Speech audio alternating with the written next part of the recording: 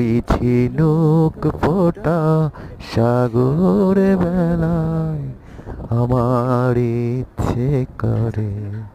দেখো বন্ধুরা, এখানে ছোট ছোট ঝিনুক আমি এই সমুদ্র পাড়ে এসে দেখলাম।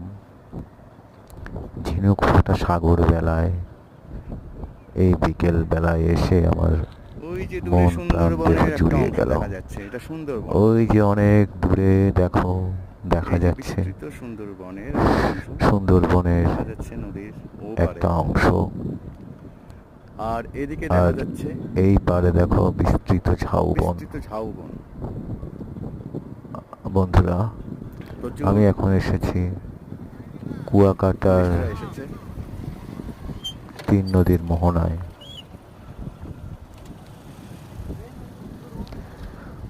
কুয়াকাটায় কখনো আগে আসা হয়নি, এই প্রথম এসেছি।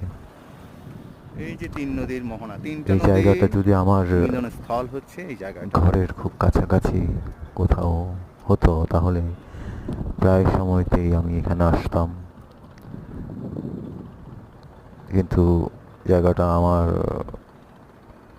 অপূর্ব দৃশ্য। থাকার জায়গা থেকে অনেক দূরে। এই জায়গাটা যদি আমার তো ঘরের কাছে কুয়াকাটা থাকতো, দেখার ইচ্ছে ছিল। এখানে প্রচুর টুরিস্টরা এসেছে আজকে এরকম বিকেলে।